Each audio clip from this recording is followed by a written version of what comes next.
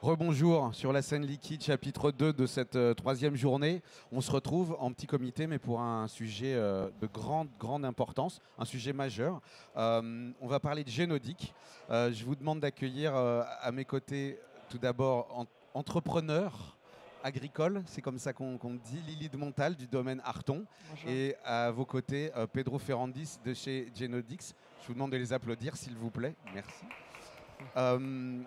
Pedro, vous êtes biologiste, ingénieur agroalimentaire. C'est ça, oui. Et vous êtes le directeur de Genodix. Est-ce que vous pouvez nous dire ce que c'est que Genodix? Alors, c'est une entreprise qu'on a créée il y a une bonne quinzaine d'années pour mettre en évidence sur le terrain, en agriculture en particulier, les travaux d'un physicien français qui est décédé en décembre dernier, Joël Sternheimer. Physicien qui a découvert l'existence de mécanismes ondulatoires au niveau de la synthèse des protéines. Donc c'est un peu brutal de dire ça comme ça fait mal à la tête, je comprends. Parce que ça sous-entend que le vivant, déjà la matière, puisqu'il avait d'abord travaillé sur la matière, mais ensuite le vivant, tout ce qui est vivant, sommes structurés musicalement. Ces structures musicales, on sait les reproduire et interagir avec le vivant. Donc le type d'application, c'est aider une plante, un organisme vivant à résister à une maladie avec des ondes sonores, simplement avec quelques notes de musique. On a intitulé un petit peu de façon décalée cette conversation La musique adoucit les vignes, mais il s'agit bien effectivement de faire écouter de la musique aux plantes, pas n'importe comment et pas à n'importe quel moment, mais pour les aider à mieux vivre. Alors, pas n'importe comment. En fait, déjà, pas n'importe quelle musique. C'est pas du tout la musique composée par l'homme. C'est vraiment dans le vivant, on trouve des structures musicales, et c'est ces structures musicales qu'on reproduit. Donc, c'est pas nous qui les composons. C'est vraiment une retranscription de ce qui existe dans le vivant, en l'occurrence dans la structure d'une protéine. On commence par enregistrer la nature? Non, on la reproduit. D'accord. On la reproduit. Ces patterns musicaux, on les retrouve. Peut-être un petit mot de biologie. Une protéine, c'est une succession de molécules qu'on appelle les acides aminés. Il y en a 20. Et une protéine, c'est comme un collier de perles avec 20 perles possibles. Et en fait, chaque perle est à la fois matière et onde. Et cette fréquence de cette onde est connue. Et en fait, quand elle est synthétisée, il y aurait des émissions d'ondes. Et ces émissions d'ondes participeraient de la régulation des métabolismes dans le vivant. Et en les reproduisant, on interagit avec eux. On va revenir sur ça parce que, évidemment on a besoin d'explications, c'est normal. Mais en même temps, et pour que les choses soient très claires, ça a l'air d'une espèce de magie. Tout ça est très scientifique, très sérieux et très vérifié aussi. Lily de Montal, le domaine Arton, on est dans le Gers. Il y a du vin, il y a de l'Armagnac. C'est un domaine qui existe depuis quand? C'est le domaine de mes beaux-parents, Patrick de Montal et Victoire de Montesquieu, qui sont eux gascons d'origine, parce que moi je ne suis pas du tout. Je m'appelle Lily Cheng de Montal, donc je suis d'origine chinoise, mais je suis surtout d'origine citadine. Donc si tu me permets, Beyo, je reviens là-dessus parce que je pense que ça va faire du lien avec ce qu'explique Pedro. Donc je suis d'origine citadine, ça veut dire que je suis née en ville, que j'ai grandi en ville, que j'ai étudié, travaillé en ville. Et en ville, vous savez, il y a tout en ville. On trouve de tout et surtout les fruits et les légumes. Et donc il y a toutes les variétés, toutes les couleurs, toutes les tailles et n'importe quand dans l'année. Et quand je suis rentrée, j'ai déménagé pour la campagne il y a 3 ans avec mon mari.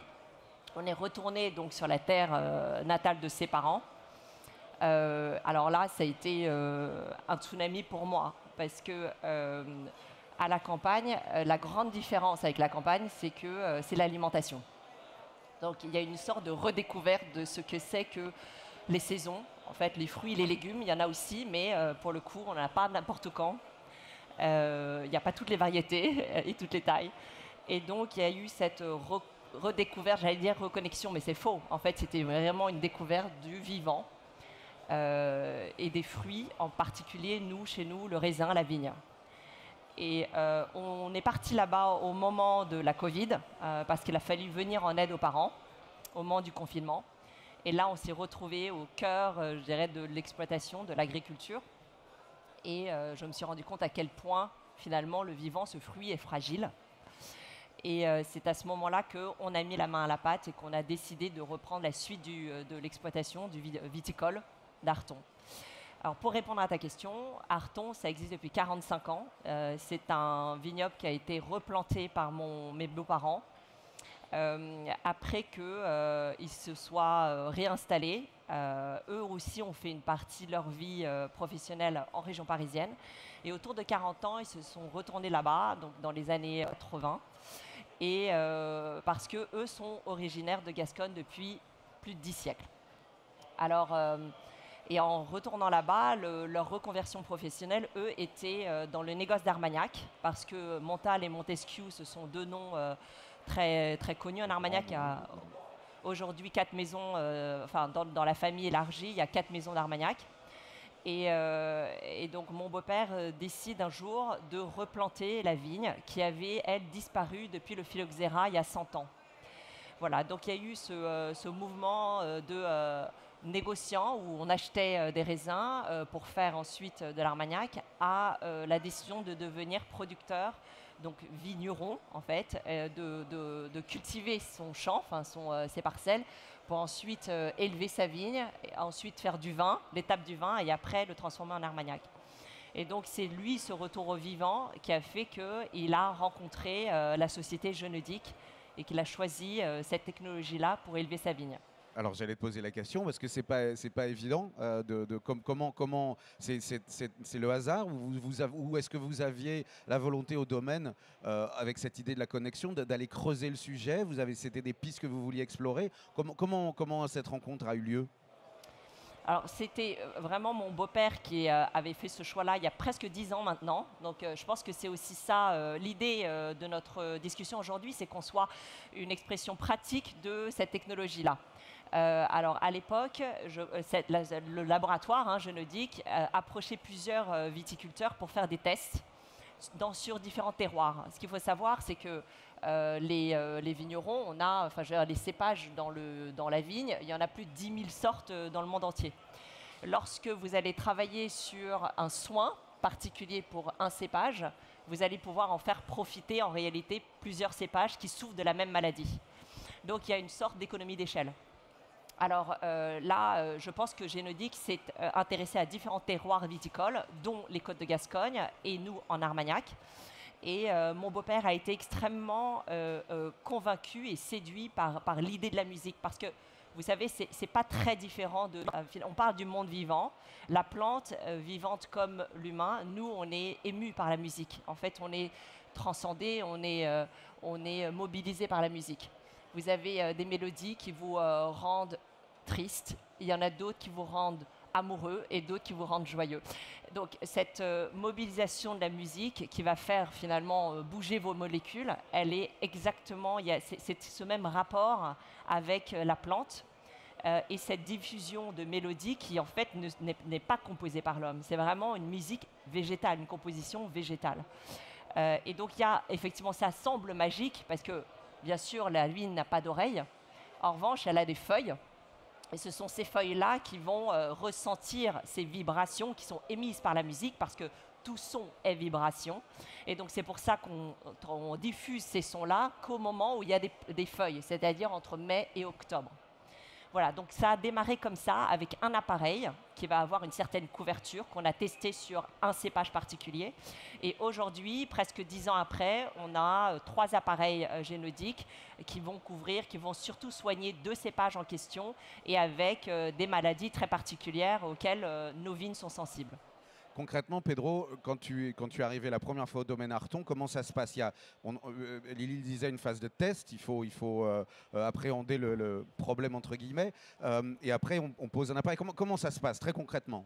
À l'époque, puisque ça fait 15 ans, 16 ans même qu'on propose ces solutions, en fait on est venu à travailler sur une problématique qui s'appelle l'ESCA en vigne. Il y a plus de 20 ans, pour nous c'était un sujet d'étude. Voilà, pour montrer la réalité du concept. Et quand on a structuré la société pour montrer sur le terrain cette réalité, on s'est adressé à des vignerons. Cette problématique, en fait, elle était contenue jusqu'au début des années 2000 par l'utilisation d'arsenic de soude, qui a été interdite. L'ESCA, c'est un ensemble de champignons qui se développent sur les plaies de taille et qui finit par obstruer les canaux et faire mourir la vigne. Et vous avez des cépages qui sont beaucoup plus sensibles que d'autres. Le chenin est très sensible, l'Uni-Blanc est très sensible génétiquement. Et donc, nous, à l'époque, on avait un recul sur cette problématique. Quand on a lancé le Génodix, on s'est dit on va voir des vignerons. Et on leur propose cette solution pour pouvoir mesurer concrètement l'effet. Et bien sûr, ça a surpris, mais comme il n'y avait pas de solution, des vignerons nous ont fait confiance. Et nous, à l'époque, on garantissait le résultat. Ça ne marche pas, on vous rembourse. Ça marche. Voilà, mais ça fait 10 ans que ça suit. Donc, que les choses soient bien claires, la vigne est malade, on lui fait écouter des ondes sonores et ça la soigne. Alors, on va dire que ce n'est pas le terme soigner comme on l'entend en médecine. En fait, ça aide la vigne à se défendre. Ou, je dirais même, ça aide la vigne à vivre avec la maladie. On n'est pas dans une technologie qui éradique. En fait, elle va ralentir le champignon et donner plus d'énergie à la vigne pour vivre avec. Si on le posait comme ça d'un point de vue philosophique, au lieu de faire ce que la chimie de la vigne a toujours envie de faire, c'est-à-dire tuer, qui paraît contradictoire, puisqu'on est face au vivant, on fait vivre. C'est ça. Et ce qui est remarquable, c'est que quand on analyse les patterns de ces musiques associées au vivant, on voit que ça communique. On voit qu'un champignon qui est soi-disant agressif va avoir des patterns qui vont communiquer avec ceux de la vigne. Et ça, c'est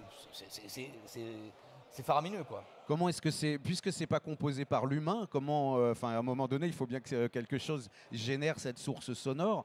Comment elle est composée, comment elle est et comment elle est restituée. Et c'est important aussi le système de diffusion sonore. J'imagine que c'est pas juste un haut-parleur posé par terre, ou bien si. Bah si. Alors ça pourrait l'être. Les premiers qu'on avait, c'était des autoradios avec qu'on appuyait avec des bandes magnétiques, des cassettes. Ouais, je sais pas si... Donc vraiment, c'est de l'audio. Tout à l'heure, je parlais des protéines. Une protéine, c'est une succession d'acides aminés. Chaque acide aminé a une masse. Et à cette masse correspond une fréquence. Et il s'avère que le rapport des masses des acides aminés se synchronise sur une gamme musicale. Donc nous, à partir d'une protéine qui est une structure qui va avoir une activité métabolique spécifique dans une plante, des protéines servent à faire de la structure, le collagène, pour les cheveux, moi j'en ai plus, mais voilà. D'autres protéines vont servir à faire des hormones pour communiquer au niveau. D'autres protéines vont servir à faire des défenses immunitaires. D'autres protéines vont servir à faire des protéines pour résister au chaud, au froid. Bon, tout passe par la synthèse des protéines dans le vivant. Donc à partir de ces protéines et des fréquences associées à ces acides aminés, nous on va les retranscrire dans l'audible. Et c'est ce qu'on reproduit. Donc on reproduit bien la séquence musicale, entre guillemets, associée au métabolisme qu'on cherche à amplifier, si on veut l'amplifier, ou au contraire, en opposition de phase pour ralentir le développement d'un champignon, par exemple. Donc quand on est dans la période de feuillaison, il disait on diffuse la musique, ça veut dire que nous, si on marche dans les vignes, on va l'entendre aussi. Complètement. Je te disais tout à l'heure, au pire ça marche, tu me disais c'est un peu plus compliqué que ça, parce qu'on pourrait envoyer des musiques qui seraient mauvaises, ou qui seraient pas bonnes, ou qui perturberaient. Donc il faut aussi régler, il faut aussi trouver les bonnes protéines sur quelles protéines agir, mon Dieu. C'est ça ? Alors, d'une part, déjà une première chose, on diffuse effectivement et on l'entend, mais on diffuse c'est quelques minutes par jour. Ok. Et si on fait plus, en fait, on fatigue la vigne et on a la réponse inverse. Déjà, ça ne s'utilise pas comme ça. Et après, effectivement, il y a le choix des protéines associées. Par exemple, si vous stimulez une défense donnée et c'est un autre champignon qui arrive, finalement, vous allez affaiblir la plante, alors que vous allez l'affaiblir. Si vous stimulez une défense associée à une problématique donnée, et en fait la plante souffre d'une autre problématique, en fait vous allez la fatiguer et elle va être encore plus sensible à la problématique. Donc voilà, la mise en œuvre n'est pas si simple que ça. Ça veut dire qu'il faut constamment adapter. Mais Lily, ça marche ? Ouais, bonne question. Alors nous, oui, ça marche parce qu'on a des preuves. Ça fait 10 ans qu'on le pratique, donc on a le recul pour observer. On reste dans le vivant. Hein. Donc, vous savez, ce n'est pas parce que je vous dis de bien vous couvrir un hiver que vous n'allez pas tomber malade. On est d'accord. Alors, pour moi, une manière vraiment de vulgariser un petit peu cette technologie qui est très recherchée et qui continue toujours à se développer, je présente souvent cette technologie comme de la prévention plutôt. Donc effectivement, on va diffuser cette musique quelques minutes par jour, 10 minutes le matin, 10 minutes le soir. Lorsque on sait qu'elle est particulièrement sensible, on va rajouter une séquence à l'heure du déjeuner. Et l'idée, ça va être d'envoyer ce signal qu'il faut déclencher leur système immunitaire pour qu'ils puissent donc se renforcer au niveau des défenses immunitaires, donc créer davantage de molécules qui vont les aider à se défendre naturellement contre la maladie. Mais en réalité, la maladie, elle ne souffre pas de la maladie. Donc vous voyez, en fait, ce qu'on fait, c'est qu'on augmente leur résistance. Et ce que l'on veut, c'est prévenir qu'elles attrapent cette maladie. Donc c'est ce qu'on fait, parce qu'on connaît les maladies en question. C'est pour ça que je vous parlais tout à l'heure que ce qui nous intéressait, c'était de traiter 2 cépages en question. On connaît les parcelles et on sait exactement quelles sont ces maladies qui sont identifiées. Alors, les preuves, c'est ça? Bah oui, ça marche ou ça marche pas. Alors, là, aujourd'hui, c'est moi qui interviens. Normalement, ça devait être Jean, mon mari, ou mon homologue Fabrice. Mais on est en pleine vendange. Là, on est mi-septembre. Un petit peu occupé. Voilà. Aujourd'hui, on est en train de vendanger justement l'Uni blanc. Les 2 cépages qu'on traite à Arton, c'est le Sauvignon blanc et l'Uni blanc. Le Sauvignon, on vient vendredi dernier. Alors là, je suis très heureuse de partager cette nouvelle avec vous. On a, depuis l'histoire d'Arton, fait la plus belle récolte de toute l'histoire d'Arton, depuis 45 ans qu'on a des vignes. Et bien voilà, là, la récolte a été extrêmement belle. On a fait, et pourtant, j'allais dire, on a été gelé sur un tiers des parcelles concernées. Donc, à elle, beaucoup moins produit. Mais sinon, c'est surtout que cette année, les vendanges 2024, c'est la première année en biologique. On est certifié biologie bio depuis cet été. Donc, c'est une très belle récompense que pour la première année en bio, on ait obtenu la meilleure récolte de l'histoire d'Arton. Le Sauvignon blanc, j'ai rassemblé ces quelques chiffres. Par rapport au moment où on était en agriculture conventionnelle, on a fait plus 25%. Et par rapport à une année en conversion biologique, donc depuis 3 dernières années, on a fait plus 50% de récolte. Donc, alors bien sûr, la génomique n'est pas le seul mécanisme qu'on met en place. Aujourd'hui, on travaille énormément sur toute la biodynamie, les traitements en biodynamie. Mais voilà un chiffre qui est réel. Et pourtant, ce n'était pas gagné, parce que l'année dernière, on a eu la tornade et la grêle, qui a fait qu'on a perdu 85% de la récolte. Et l'année d'avant, pour ceux qui s'en souviennent, c'était la sécheresse. Donc en fait, vous voyez ce que je veux dire, c'est-à-dire que c'est difficile de pouvoir mesurer l'efficacité, la performance d'une science donnée ou d'une technologie. Néanmoins, là aujourd'hui, je suis très très fière et très heureuse de vous annoncer ces merveilleuses récoltes. Ça, c'est une preuve sur le général. Après, si tu veux, Pedro, j'ai une deuxième, j'ai une deuxième preuve sur la génomique en question. Avec plaisir. Alors là, on est en 2020. Donc, donc 2020, c'est il y a 4 ans. On vient tout juste de s'installer sur le domaine. Et on est frappé par la grêle sur une des parcelles qui est traitée par la génomique.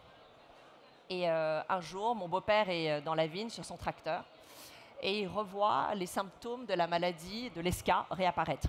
Donc ça se voit parce que les feuilles deviennent en couleur. Et donc, il convoque l'équipe, nos artisans de la vigne, et il demande à vérifier l'appareil de musique. Effectivement, il est cassé. L'appareil est cassé. Alors, on appelle Pedro et on demande depuis quand est-ce que l'appareil n'émet plus d'ondes, enfin n'émet plus de musique. Et il nous donne une date. Et c'est la date où on a été frappé par la grêle. Et en fait, la raison pour laquelle il ne fonctionnait plus, c'est qu'il fonctionne avec un panneau solaire et que la grêle avait cassé le panneau solaire et donc il avait arrêté de fonctionner.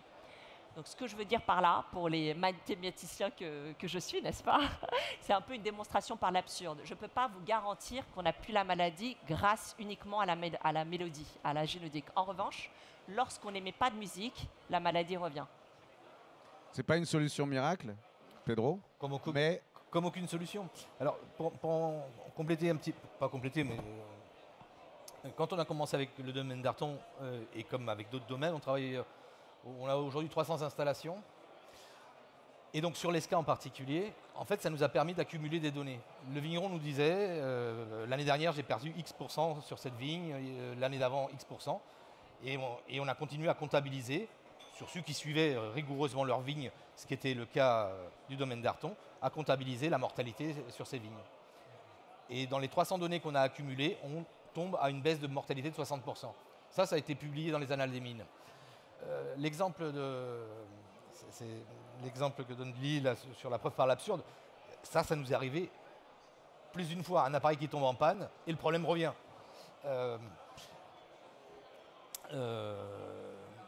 Alors, il est vrai que sur le terrain, c'est compliqué de mettre en évidence parce que trouver deux parcelles identiques plantées la même année avec le même vigneron, c'est loin d'être. On en a trouvé et on a des résultats qui convergent vers ceux que je vous ai donnés. Et enfin, on a un partenariat, nous, avec l'université, un laboratoire de physiologie végétale de l'université de Cergy-Pontoise, qui se sont appropriés la technologie, qui l'ont éprouvé en laboratoire, mais le contrôlé, alors, pas en vigne, sur un modèle végétal donné, des germinations de pois en conditions de stress hydrique. Et ils montrent bien que la séquence utilisée correspondant à la protéine visée a été surexprimée sur les pois qui ont été traités. Oui, parce que là, on parle de vigne, mais évidemment, ça marche avec tous les végétaux. Ça marche avec des preuves empiriques, ça marche avec des preuves en laboratoire, et pourtant, tu fais encore face à une certaine incrédulité du milieu. Alors, incrédulité, c'est gentil comme terme. On essaye d'être poli. Après, c'est le propre de l'innovation. Ils vous prennent pour des fous ou bien? Aujourd'hui, ce qui est assez surprenant, c'est, on peut parler de l'INRA, on pourrait créer un livre sur l'INRA des échanges qu'on a eus avec eux. Mais encore aujourd'hui, ils ne croient pas, ce qui est assez dramatique pour un scientifique, pour un ensemble de scientifiques.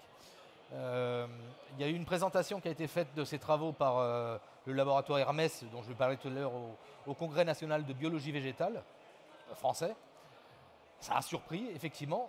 Il n'y a pas eu encore de retour. Il faut que ça mature. Voilà. Le propre de l'innovation de rupture, c'est qu'il faut un temps d'adaptation. Alors nous, aujourd'hui, ce qui surprend, et d'ailleurs ce qui intéresse, parce que du point de vue médiatique, l'écoute est très positive. Je suis passé, c'est pas une prétention, mais dans tous les journaux télévisés, j'ai eu un petit reportage de 5-10 minutes. On a une centaine de publications dans des journaux depuis 15 ans, ou radiodiffusées. Il faut du temps. Il faut du temps que... Ce que je trouve dommage, en fait, c'est qu'il n'ait pas pris la... Voilà. Ce qui aujourd'hui intrigue, c'est qu'il y a toujours 150 agriculteurs qui l'utilisent. On a une quarantaine d'applications. On travaille à 60% en vigne, mais après on travaille en arboriculture, en maraîchage. En maraîchage, on a une quarantaine d'applications. C'est énorme. On travaille sur quasiment tous les champignons, virus et bactéries qui existent. Et ça interroge, parce que c'est des agriculteurs qui, pragmatiquement, voient des choses et continuent à nous payer chaque année, quoi. Ouais, c'est un détail, mais voilà. On parlait de biodynamie, c'est dans le fond, on s'inscrit un petit peu dans la même idée. Enfin, en tout cas, il y a des cousinages. La biodynamie aussi reste encore... on voit qu'il y a beaucoup de gens qui sont très dubitatifs sur ça, alors que tu l'as bien dit, oui, on pourrait se tromper, envoyer les mauvaises ondes, etc. Mais on n'a pas non plus l'impression qu'on prend les mêmes risques qu'avec la chimie, quand on détruit, quand on désherbe. Finalement, on se dit, pourquoi pas essayer au pire, quand même. Cette approche on fatigue peut-être la plante, mais on ne tue rien. Non. Alors ça, par définition, on ne tue pas. Parce que de l'autre côté, Lily, est-ce que toi, il y a des moments où tu t'es dit, est-ce qu'il y a aussi des moments où tu as eu l'impression que ça avait fatigué les plantes? Enfin, est-ce qu'il y a des contre-exemples ou des moments où tu as vu des mauvaises utilisations? C'est pas ce que j'ai cru comprendre dans ce que tu nous as raconté. Non, ce qu'on observe, c'est que chaque année, il y a des résultats différents. Mais j'ai envie de te dire, c'est le propre du vivant. Tu vois, il y a rien, tu ne peux pas maîtriser ou contrôler le vivant. Après, je pense que c'est un choix et une conviction qui nous dépasse, qui est beaucoup plus profonde que ça, qui est celle de mon beau-père et qui est celle que nous, on incarne, qu'on poursuit avec la seconde génération. Donc son fils, moi-même et notre œnologue. Donc les 3 mousquetaires d'Arton. Et cette conviction profonde qu'il faut remettre l'agriculture, enfin le vivant au cœur de l'agriculture, effectivement, elle va beaucoup plus loin. Tu vois, c'est presque spirituel, mais et ensuite un passage dans le monde pratique et dans la manière dont on élève et on cultive nos parcelles. Et ça devient extrêmement concret parce que tu te retrouves avec des choix à faire. Tu as un moment où en fait tu recommences ta saison. Tu sais, la vigne, c'est. Alors moi j'ai appris ça il y a 3 ans quand je me suis installée. Mais c'est chaque mois, tu as des gestes à refaire, des traitements ou des non-traitements. Il faut tailler, il faut épamprer, il faut préparer, enfin pré-tailler, tailler, tu vois. Donc, et ça, il faut se rappeler qu'en France, on est dans le premier pays producteur de vin au monde. Et que ça veut dire par définition qu'il y a énormément d'investissements dans la recherche et le développement sur l'agriculture appliquée à la vigne, la viticulture. Donc on est à la pointe de tout ce qui se fait en viticulture. Et ensuite, que tu aimes ou que tu n'aimes pas, en France, tu as des vins nature, tu as des vins en biodynamie. Le goût, c'est presque secondaire. Ce qui t'importe, c'est qu'il y a une exploration constante et des progrès constants. Donc si tu veux, la viticulture française, elle est à la pointe de la modernité en agriculture appliquée à la vigne. La génodique en fait clairement partie. C'est une culture du vivant.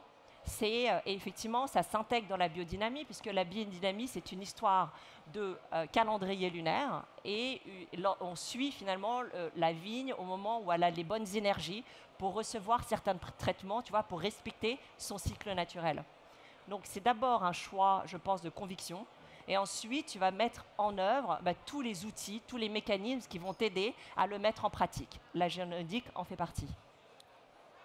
On va souhaiter que l'incrédulité disparaisse, parce que cette idée qu'il y a une musique du vivant est quand même quelque chose d'absolument formidable. Du côté poétique, c'est comme tu viens de le dire parfaitement, dans le fond, c'est comme ça, ne pas contrôler mais accompagner, guider. C'est ça aussi l'idée de la génodique dans le fond, c'est de stimuler plutôt que de contraindre. Je le dis mal. C'est de respecter. De respecter. C'est de respecter. Et dans tout ce qu'a dit Lily, ce qui ressort est de son beau-père. Et je dirais aujourd'hui, sans prétention, qu'est-ce qui distingue pour moi un bon agriculteur d'un mauvais agriculteur? Je suis dur, c'est qu'il y en a un qui respecte ses plantes. Et l'autre, pour lui, c'est des objets. C'est pas que des mots vains, ça.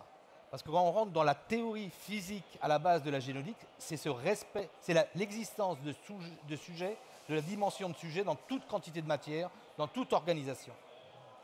Et finalement, quand vous êtes à la tête d'un domaine viticole, ce n'est pas que le domaine, c'est l'environnement, c'est les gens. Et la génodique intègre la base de la génodique, sous-entend une relation entre tout ça. Alors, bien sûr, ça semble... mais, pour vous dire, le respect du vivant, pour moi, c'est la valeur la plus importante. Un écosystème. Le fait qu'on est tous connectés dans le fond par ces vibrations aussi. Écoutez, tout à l'heure quand je vous parlais de champignons et de vignes, on est tous connectés musicalement. Je vais vous donner un petit exemple qui n'a rien à voir.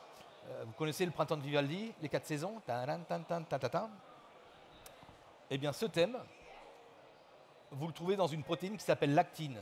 Alors les mammifères, on a ça dans nos cellules, dans nos muscles, voilà. Mais on retrouve l'actine en fait dans toutes les cellules d'eucaryotes. En fait, les plantes, nous, les mammifères, on est eucaryotes.